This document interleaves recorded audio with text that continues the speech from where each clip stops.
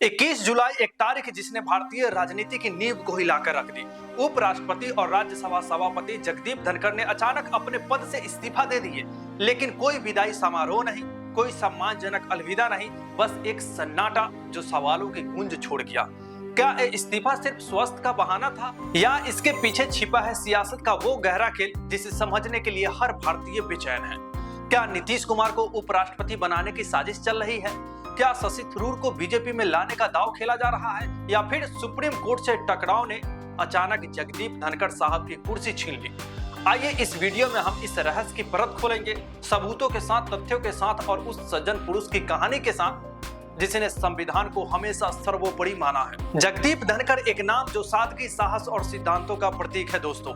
राजस्थान के छोटे से गांव किठाना से निकलकर सुप्रीम कोर्ट के गलियारों तक और फिर देश के दूसरे सबसे बड़े संवैधानिक पद तक पहुंचने वाले इस शख्स की कहानी किसी प्रेरणा से कम नहीं है। एक वकील जिसने कानून की ताकत से अन्याय को चुनौती दी, एक गवर्नर जिसने पश्चिम बंगाल में ममता बनर्जी की सरकार के सामने अपनी मर्यादा नहीं छोड़ी, और एक उपराष्ट्रपति जिसने राज्यसभा में सत्ता और विपक्ष के बीच संतुलन बनाने की हर मुमकिन कोशिश की। 2022 में जब धनखड़ साहब ने उपराष्ट्रपति की शपथ ली तो पीएम मोदी ने कहा था ये वो शख्स है जो संविधान की आत्मा को जीते हैं। लेकिन फिर ऐसा क्या हुआ कि 21 जुलाई 2025 को मानसून सत्र के पहले दिन ही उन्होंने अपनी कलम उठाई और इस्तीफा लिख दिया?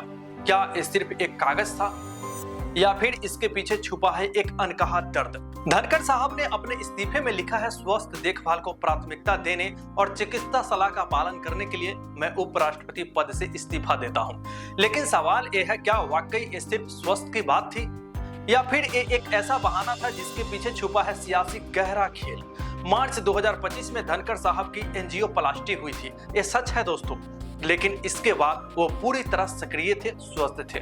तो फिर रात 9 बजे अचानक इस्तीफा क्यों? क्या कुछ ही घंटों में उनकी तबीयत इतनी बिगड़ गई या फिर ये स्वस्थ सिर्फ एक पर्दा था जिसके पीछे छुपा है कुछ और? कांग्रेस नेता जयराम रमेश ने तो साफ साफ कहा है कि मैं 5 बजे तक धनखड़ साहब के साथ था, वो पूरी तरह से स्वस्थ थे। फिर ऐसी क्या नौबत आई कि रात 9 बजे इस्तीफा की खबरें चलने लगी? 21 जुलाई को राज्यसभा में तूफान मचा हुआ था। विपक्ष ऑपरेशन सिंदूर और पहलगांव हमले की चर्चा की मांग कर रहे थे। धनखड़ साहब ने विपक्ष के 18 स्थगन प्रस्ताव खारिज कर दिए थे, हंगामा हुआ और सदन स्थगित करना पड़ा था। लेकिन असली ड्रामा तब शुरू हुआ दोस्तों जब धनखड़ साहब ने जस्टिस यशवंत वर्मा के खिलाफ महाभियोग प्रस्ताव का नोटिस स्वीकार कर लिए। जस्टिस यशवंत वर्मा के दिल्ली निवास से भारी मात्रा में नकदी नोट मिली थी। विपक्ष ने इसे लेकर हंगामा किया और 60 से ज्यादा सांसदों के हस्ताक्षर के साथ महाभियोग प्रस्ताव पेश किया गया था। धनखड़ साहब ने इसे स्वीकार कर लिए, जिससे सत्ता पक्ष को असहज महसूस हुआ और फिर जेपी नड्डा ने वो बयान दिया जिसने सबको चौंका दिया दोस्तों। Nothing will go on record. Whatever I'll say, that will go on record. You should know. Nadda ji ने कहा कुछ भी रिकॉर्ड में नहीं आएगा, केवल वही रिकॉर्ड में आएगा जो मैं कहूंगा। ये बयान धनखड़ साहब के अधिकार पर सीधे सीधे हमला था, क्योंकि ये तय करना उपराष्ट्रपति का विशेषाधिकार है कि सदन में क्या रिकॉर्ड होगा और क्या रिकॉर्ड नहीं होगा। क्या इस बयान ने धनखड़ साहब के दिल को चोट पहुंचाई है? क्या एक सज्जन पुरुष जिसने हमेशा संविधान को सर्वोच्च माना है इस अपमान को बर्दाश्त नहीं कर सका और यही इस्तीफा का कारण है? धनखड़ साहब के इस्तीफे की खबर आते ही सोशल मीडिया पर एक जोरों से नाम वायरल होने लगा, नीतीश कुमार। बिहार में 2025 में बिहार विधानसभा चुनाव होने हैं। नीतीश कुमार बीजेपी के लिए एक अहम सहयोगी दल है। बीजेपी ने कभी अकेले बिहार में सरकार नहीं बनाई है। क्या नीतीश कुमार को उपराष्ट्रपति बनाकर बीजेपी बिहार में अपनी पकड़ मजबूत करना चाहती है?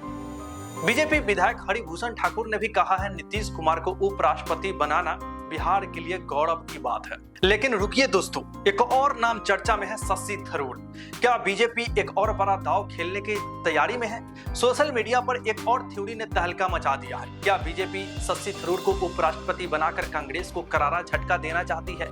थरूर जो अपनी वैश्विक छवि और बेबाकी के लिए जाने जाते हैं, हाल ही में कांग्रेस नेतृत्व से कुछ मुद्दों पर नाराज दिख रहे हैं। क्या बीजेपी उन्हें अपने पाले में लाकर विपक्ष को कमजोर करने की साजिश रच रही है? हालांकि इस थ्योरी को लेकर अभी तक कोई ठोस सबूत नहीं है, लेकिन सियासी गलियारों में ये चर्चा जोरों पर है।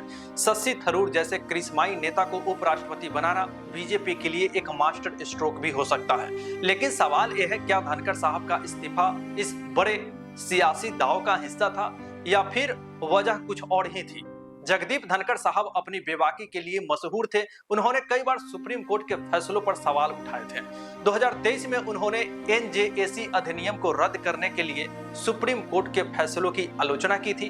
उन्होंने कहा था अनुच्छेद 142 एक परमाणु मिसाइल बन गया है जो लोकतांत्रिक शक्तियों को कमजोर कर रहा है। लेकिन विपक्ष ने 2023 में धनखड़ साहब के खिलाफ अविश्वास प्रस्ताव लाने की कोशिश की थी, जिसमें उन पर पक्षपात का आरोप लगाया गया था। लेकिन धनखड़ साहब ने हमेशा कहा, मैं संविधान का सिपाही हूं, किसी पार्टी का नहीं। क्या यही उनकी बेबाकी सत्ता पक्ष के लिए बोझ बन गई थी? क्या सुप्रीम कोर्ट से टकराव ने उनकी कुर्सी छीन ली? पीएम मोदी ने ट्वीट किया, जगदीप धनखड़ जी को बेहतर स्वास्थ्य की कामना करता हूं। लेकिन इस ट्वीट में न तो उनके योगदान की तारीफ थी, न ही कोई भावनात्मक जुड़ाव था। और सबसे बड़ा सवाल, एक सज्जन पुरुष जो 2 साल तक देश के उपराष्ट्रपति रहे, उनकी विदाई इतनी चुपके से क्यों हो गई? कोई फेयरवेल नहीं, कोई सम्मान नहीं, कोई समारोह नहीं, बस एक खामोशी। जगदीप धनखड़ से पहले सिर्फ 2 राष्ट्रपति वीवी गिरी और कृष्णकांत अपना कार्यकाल पूरा नहीं कर सके थे, लेकिन उनकी विदाई में सम्मान था। धनखड़ साहब के साथ ऐसा सुलूक क्यों हुआ? क्या ये सियासत की साजिश थी या फिर एक सज्जन पुरुष का गर्व जिसने अपमान के सामने झुकने से इनकार कर दिया? दोस्तों, जगदीप धनखड़ के इस्तीफे का रहस्य अभी भी अनसुलझा हुआ है। मित्रों, क्या ये स्वास्थ्य का बहाना था? क्या जेपी नड्डा के बयान ने उनके सम्मान को ठेस पहुंचाया है? क्या नीतीश कुमार या शशि थरूर की सियासत ने लिखी इस कहानी की स्क्रिप्ट, या फिर सुप्रीम कोर्ट से टकराव ने छीन ली उनका पद? एक बात तय है, धनखड़ साहब एक सज्जन, साहसी और संविधान के सच्चे सिपाही थे। उन्होंने हमेशा देश को पहले रखा। आपको क्या लगता है, इस रहस्य की असली वजह क्या हो सकता है? कमेंट बॉक्स में आप जरूर अपनी राय बताइए।